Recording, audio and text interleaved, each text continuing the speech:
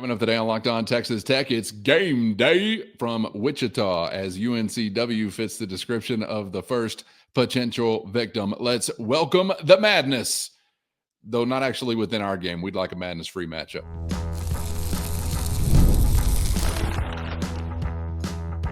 You are Locked On Texas Tech, your daily podcast on the Texas Tech Red Raiders. Part of the Locked On Podcast Network, your team every day. Great to be with you again on Locked On Texas Tech on the Locked On Podcast Network. Your team every day, always free and available on YouTube or anywhere you get podcasts. And thanks as always for making us your first listen. Today's episode brought to you by Game Time. Download the Game Time app, create an account, and use our code Locked On College for $20 off your first purchase. With the only Chris Level, I'm Casey Cowan. Chris, great to be back with you.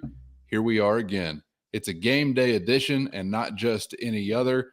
The postseason has finally arrived. Although, as we're having our conversation, still a few hours to twiddle our thumbs until tip-off.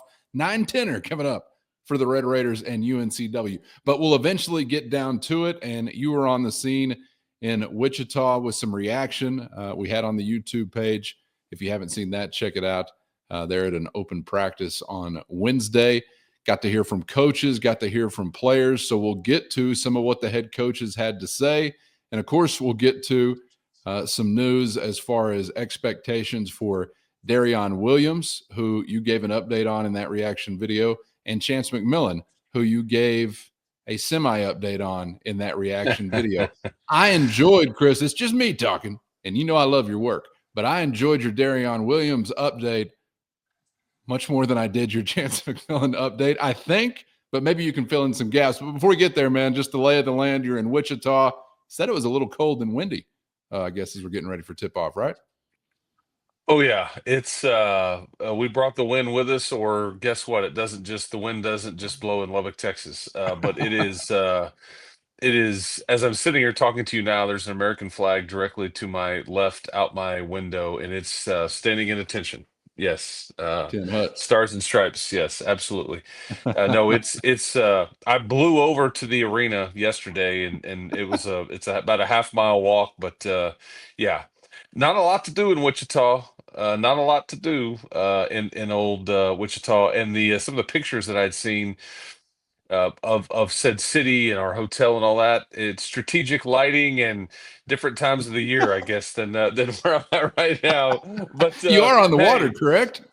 Waterfront. Well, yeah. The picture that I'd seen, it's that river was full. It's like, I mean, I'm gonna claim photoshopped. Okay. So yeah. So anyways, but anyways, yeah. There's it's the Arkansas River. Apparently here they call it the Arkansas. Just to play up on the name of where we are located. It's semi-full. Not enough to drop a line in, though, I guess. Have you been out there trying to catch anything? No, not that at all. So there are no dumb questions, I was told. Yeah, that's right. So, but it's away we go. I mean, and we'll see what we get, I guess, tonight. Do you feel like, Chris, rolling into this one, because as a fan, I've already mentioned it a couple of times on some recent episodes, I haven't quite let go of the 2024 experience as far as wanting to get that kind of taste out of my mouth. You're there for, felt like 15 minutes, and you just got to be a part of, what was the national feel-good story at the time with North Carolina State. Terrific. Anybody in red and black, actually, as far as the principals involved, carrying that as motivation or anything from a season ago? I know not everyone was there, but how about the coaches or some of the guys that were? Is that a carryover, or is that totally wiped out?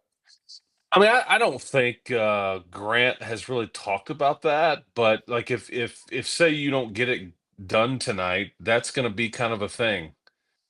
That you can't get out of the first round. And so I think he would just it's not really a thing right now, but I mean, you just don't want to get bounced in the first round in back-to-back years after having what we would, I think, agree pretty good seasons and meaningful seasons. But this is how they would be remembered, unfortunately. And so, yeah, you would like to check that box and move on to Saturday at least. I think you've got your eyes on going much further than that, but you just like UNC Wilmington. They have a kid on their team named Sean Moore who played for Farthing Dickinson a couple years ago, and they pulled off one of those miracle upsets.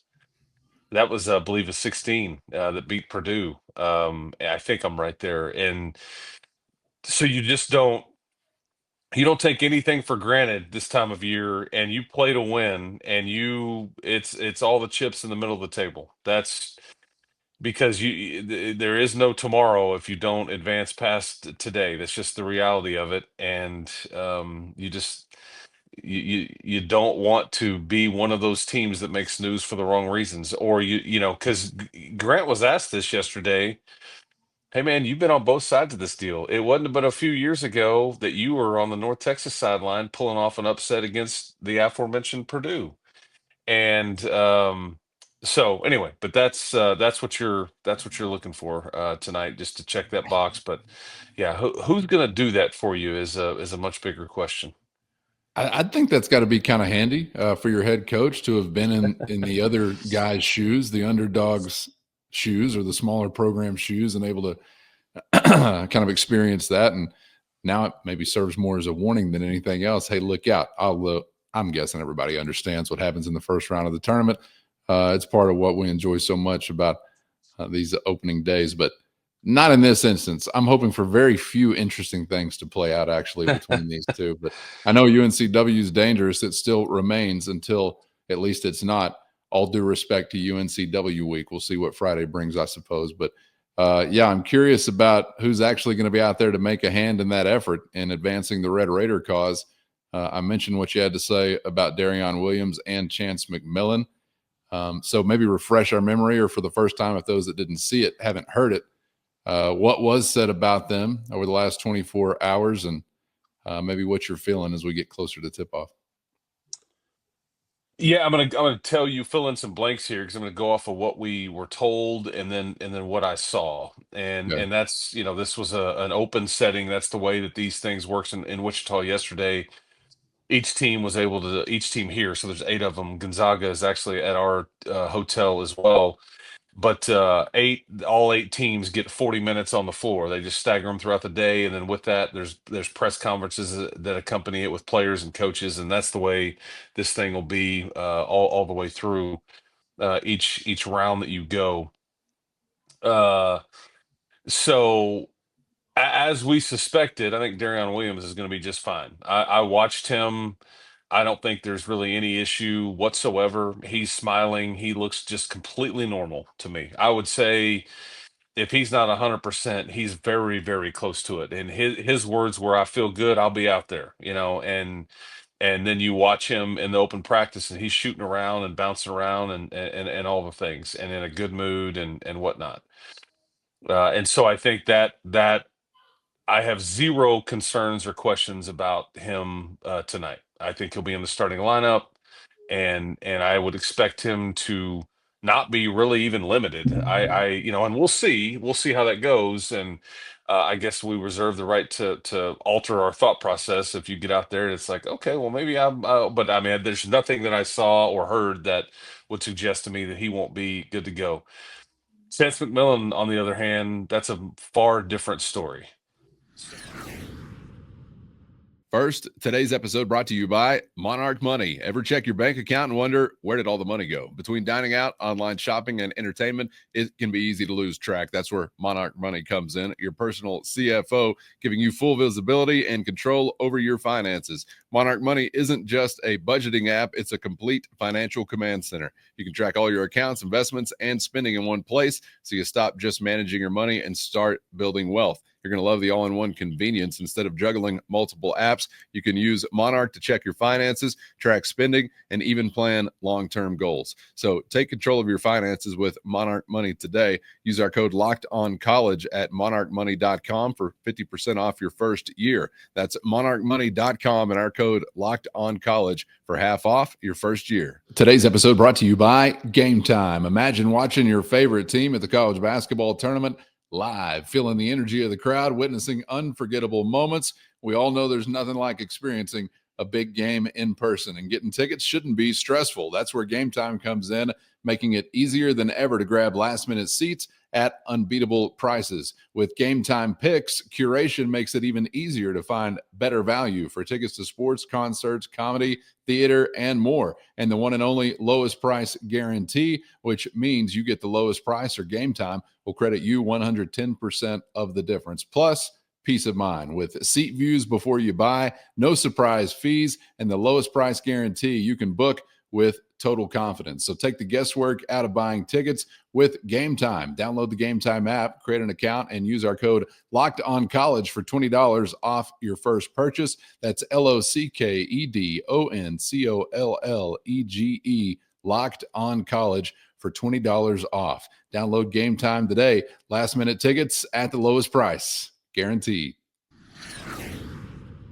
Chance McMillan, on the other hand, that's a far different story. So at the press conference, you had JT Toppin, Elijah Hawkins, and Darrion Williams speak. There's really not any chatter about Chance during that portion of the press conference. And then Grant McCasland was one of the first questions he was asked, "Hey, how are your guys?" And he basically said Chance would be a game time decision. And I think that that's absolutely the case. Having said that, though, I don't know if he plays tonight, Callan. I don't. But he didn't. I think I watched him shoot the ball close to the rim one time during the 40 minutes. He did leave and exit the court for about 20 minutes and came back out. He signed a few autographs. He seems to be in a good mood. He just doesn't seem like he can move around very well. And it looks like it's like putting his arm above his head and things like that, which guess what? In basketball, you kind of have to do that. That's where you're at. And so I don't know. I just don't know if you're going to see him tonight. And I would say if you do, I wouldn't expect much at all. That's just, and again, if it's not that, I would love to be wrong. So that's all I have to go off of is kind of what I and everybody else in the arena saw. And I just don't know if I see a guy that's about to play a basketball game. I mean, I just don't know if I see it. Which leads me to the Look question. harder, Chris. Find one. Yeah. Make it happen. We really need Saturday. What does Saturday look like? Is it more realistic for next week? I mean, I don't know what we're dealing with here, but it just doesn't look like, as we sit here and talk, that with a game hours away, I don't know if I see it. So I think that you continue to try to do what you can for him. He's trying to do all he can. This is not some kid that lacks toughness or is soft, but if you're hurt, you're hurt. And which is kind of like, so if he can't go tonight, I mean, I do think there's a responsibility here from some of these kids on this team to ensure that this isn't how his college career ends. If he can't play or play it very much or very well or whatever that looks like, you've got a responsibility to extend the season for him. I think, I mean, yeah, they're playing for each other. You want to win. You're a competitor, and all this stuff, right? But I just think that would be an easy reason to point to at least get to Saturday next weekend and see how far you can take this thing, so he can get back and be a part of this deal. And if you go out with everybody available, and that's how he can end his career whenever that is. And hopefully it's with a win in San Antonio. I mean, that's what ultimately you would be shooting for. But yeah, I'd love to sit here and tell you, oh man, don't sweat it. I don't know if I see it, man. I just don't. That's just me with what I saw and heard and all that stuff. So because I see game time, and then I just don't see somebody that looks like he can move around very well. But again, maybe I'm wrong. But okay, so is this a 7-man wait a rotation? second. So you do think it is a game time deal, or do you just think that's well? Coach That's what he's saying. That's what Grant is saying, and I think that's coaches say a lot of things. Yeah, they do, but I think that's a legit. I think that you wonder, because I don't know what the injury is, and all I'm going off of is he just doesn't look like he can move very well. You kind of, I mean, when you're having a hard time, kind of, and there's some interesting, body language and things like that. Because the thing is you almost, if you have a bunch of questions, it could be best to not even just to make the decision. Have made the decision last night or this morning and say, hey, don't even, let's just, we're shutting you down. Because if you go through this whole process and to get ready to play and you're doing the warm and you potentially, could you make it worse? I mean, there'll be smarter Yeah. people than me that know that's just, there's a lot that goes into that. So I just wonder if they'll try to even go through all that, because I do think that if he's out there in warmups and if he's gone through the process to get there, I think that you'll turn him loose. But Yeah. I'll be as curious as anybody to kind of see what that looks like. But that means you'll have seven, but I think now you have 7.5. The other note that I'll tell you is EY. Emily Alaho was actually involved in the open practice and doing things and seemed to be shooting and normal, which is the first time I've seen that in about, I don't know, a month. So is he available? How much has he practiced behind the scenes? Don't know, but it's more than we've seen.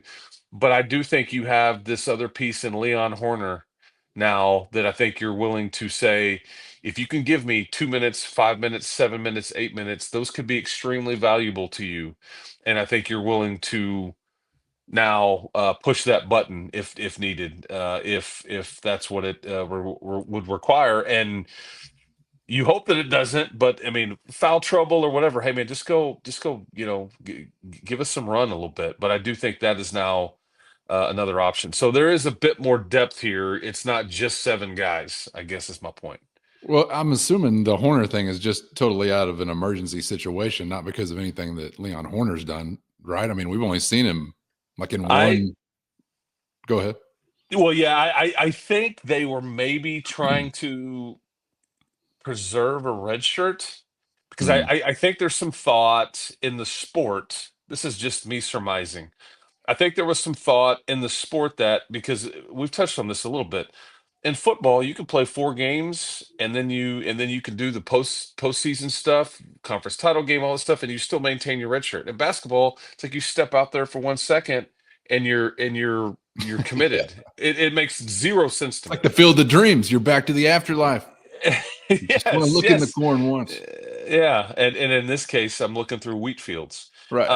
Yeah, but I think he had stuck at 6, and I think now he's played in 7.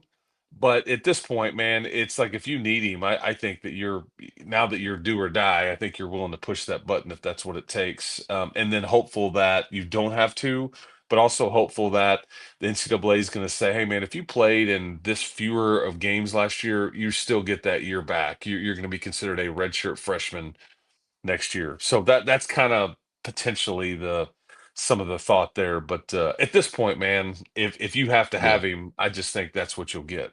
Yeah. And it makes sense. I mean, you might have to. And I screwed up my Field of Dreams analogy. It was Moonlight Graham walking over the first baseline that transitioned him for good, not the corn. I don't know what happens when you go in the corn. That's my bad. Moonlight Graham. Just wanted to kick that out as well. The McMillan thing, Chris, I don't mean to like beat a dead horse as far as the game time aspect of it, but that's just what I'm really interested in, because there's been a lot of rumors out there about, hey, is he on the shelf? And they already know it. There's like oblique talk. There's abdominal talk. We've had so many texts and questions from the Matador Mob about, is the season over for Chance McMillan? And I think as you roll now, like the conference tournament portion of this, it's such kind of like a foggy area of, well, do they really want to push it? Would he play anyway? Or would it be this or that? But that's all gone now, right? Like you already said once in our conversation today, the chips are in the middle of the table. If a dude can go, he's going. So not going in round 1, obviously not the best, but the aspect of how that decision is made is also really interesting, provided you get a win, knock on wood, for obvious rounds to come. So let's just hope for the best, because I'm thinking, and I wanted to ask you this really quickly, bigger loss on the offensive or defensive end if he can't go? I know it's a tough call probably, but what would you say? Well, and like based on some of the questions you were just tossing out there, I don't think his season is done. I don't. I'm not. Okay. That's not what we're dealing with. And I think that anybody suggesting, oblique or abdominal or whatever, I think the answer is probably yes. I mean, that's probably, I think that's all kind of, It makes sense in that area for what we're describing yeah, here. but with what we're seeing, I Play think doctor real that's quick. all fair. It's probably all semi that everybody's probably right to a certain extent. I would say, yeah, that's a great way to phrase that question that you just asked me. Bigger impact on which side of the yes. I mean, I don't know like what because we've seen him really do incredible work in various games at each end of the floor. You just miss a piece. You're just missing like a connector, Yeah. because that's what Chance is. It's like there's some games where you play unbelievable as a team, he scores 8 points. There's some games where you play unbelievable as a team, he scores 23 points. But the other leading scorer may have only, he may be 3 of 12. I was going to And say, I and think there, in both of those games, he's probably defending his butt off. yeah, and so I just think you're missing some minutes and a piece and some leadership, and so I yeah, was it's sort of hard. rolling it around like I think he's probably he is one of your three best offensive players. Is he Yeah. your best defensive player? And maybe that kind of shows you where the scale is. I don't know, but the piece part of it, as it relates to the team overall, is definitely on point. There's just no replacing it. And I would say that I think Hawkins may be your best defensive player, but yeah, Really? Chance is definitely like right. I say that as in like best on ball defender. Yeah, gotcha. But yes, I don't want to in any way, you know, suggest that Chance is not one of your best defenders. It's We're not what I'm splitting some saying. hairs here. Yes, absolutely. So I think this will be so what you're going to see is probably just a lot more Christian Anderson. That's not a bad thing, No. but he there'll be a little pressure here to produce to on again on both ends of the floor. And I think Christian has really gotten a lot better as we've gone along here on the defensive end of the floor. But his minutes tonight will have to be meaningful. That's because he's going to be in the starting lineup, would be my guess, if Chance can't go.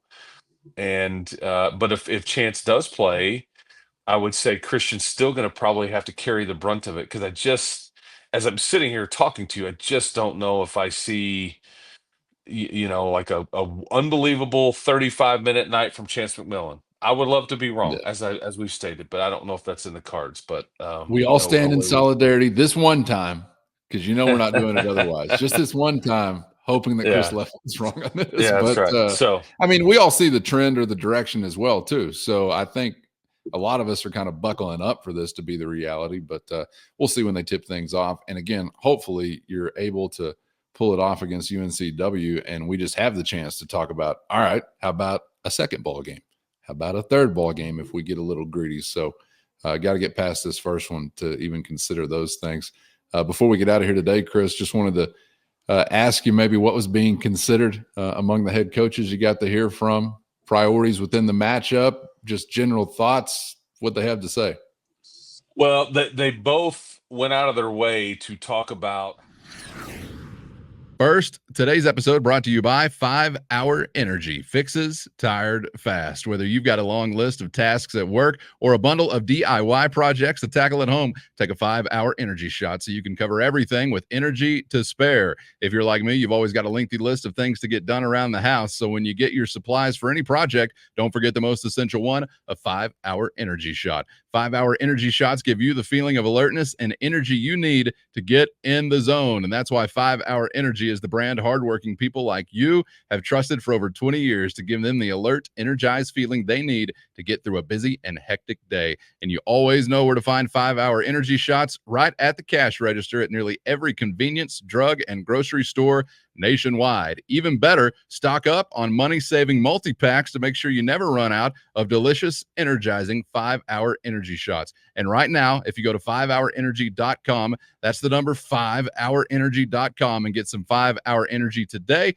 you can use our promo code LOCKEDONCFB. That's Locked On CFB to receive 20% off your order. This offer only valid until September 30th on one order and cannot be used with other promotions and does not apply to subscription orders. Boost your day, boost your life, and get in the Get It Done zone by going to 5hourenergy.com today.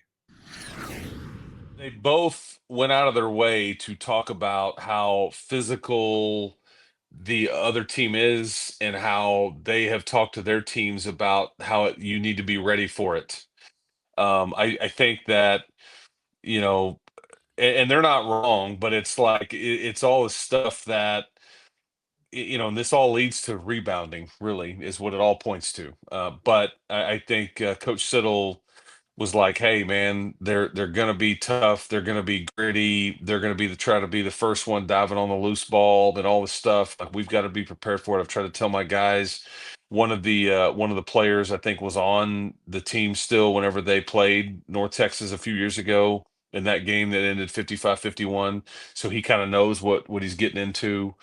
And then I think Grant's trying to do the same thing. And so that's all JT and Darrion and Elijah were like, that's all they wanted to talk about was like, we know we have to play hard. Darrion Williams actually mentioned, he's like, you know, last year we kind of, for whatever reason, we kind of came out a bit flat and we cannot do that tonight. We can't. And so I think the start will be key tonight. Chris, that's kind of the thing I'm sorry to interrupt you, but that's kind of the thing I was pointing to when I was talking about carryover from last year. I guess, like, is there a lesson learned, or is there anything in the back of your mind that you're thinking, man, we want to dodge that? And it sounds like that would be it.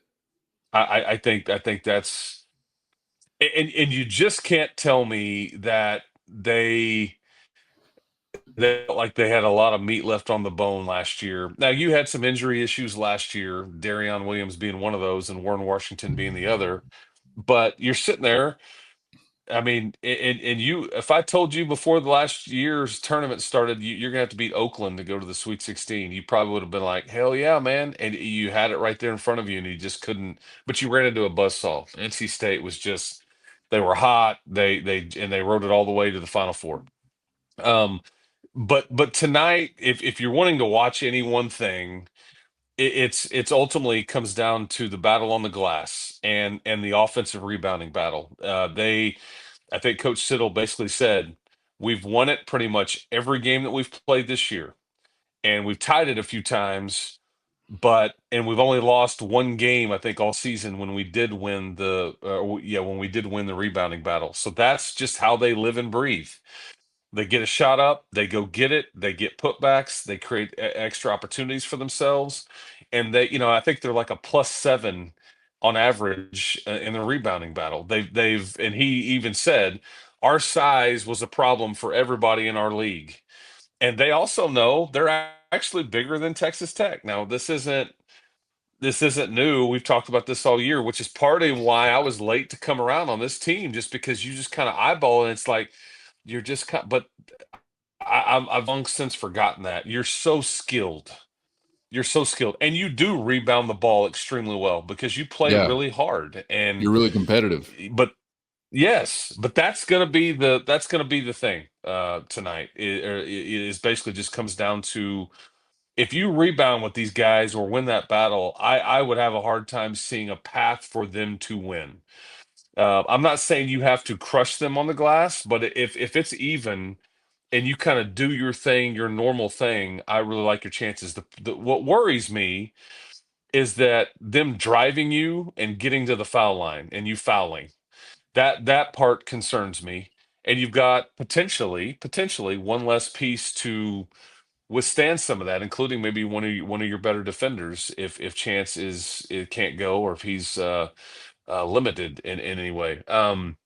But this isn't a Wilmington team that does any one thing great, but they are good enough and athletic enough, and I think they play hard enough to where if you're not ready to go, they'll get you. And that's kind of these opening round matchups. That's just the way it goes. Sure.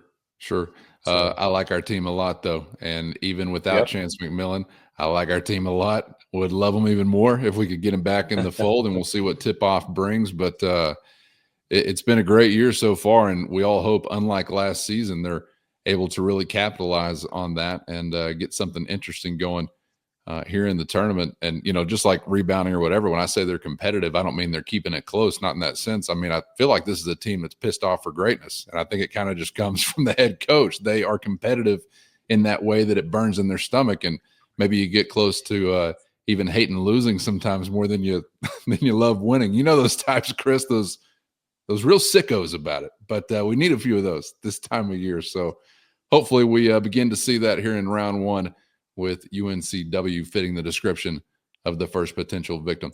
Chris, appreciate the time and perspective as always, man. Enjoy the ball game. It's finally arrived. You'll have a great seat, and maybe to something else interesting. Wouldn't mind seeing that once again, because you were there just a few feet away from Oakland and Kentucky as that was going down. So maybe something between Missouri and Drake to kick off that could be of interest to Texas Tech or UNCW. Yeah, and I watched Missouri practice a bit, and boy, they are big. There's a lot of dudes out there. I'm like, where do they find these people?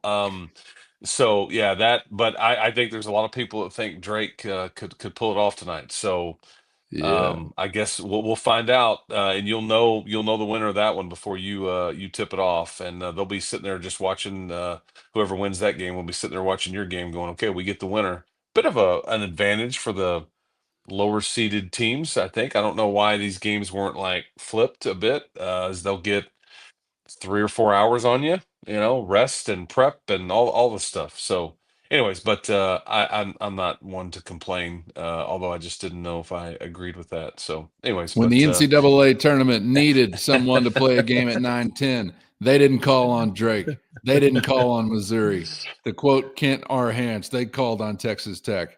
They knew we were up for it, Chris. I think that's all there is to it. From here, it's possible. That's Yes, exactly yes, right. that's right. That's right. All right, man. So, Enjoyed it and appreciate everybody for being out there. Hope you enjoy the ball game coming up wherever you may be dialing it up. And shout out to those in red and black on the scene. Give them hell, and let's keep the party rolling, hopefully into another couple of days, and then maybe another weekend, another destination, just get a Red Raider traveling roadshow cooking all across the country. But it starts with UNCW. Thanks for being out there, and get subscribed on YouTube or anywhere you get podcasts so you miss nothing throughout this tournament experience. And a tip of the cap to the Matador Mob as well. Hit the show notes and find a link to a free 14-day trial. That's your direct line to Chris and myself, with one-on-one text sent straight to your phone if you dare. For Chris, I'm Casey. Thanks as always for the time, and we hope to see you back for the next round on Locked On Texas Tech.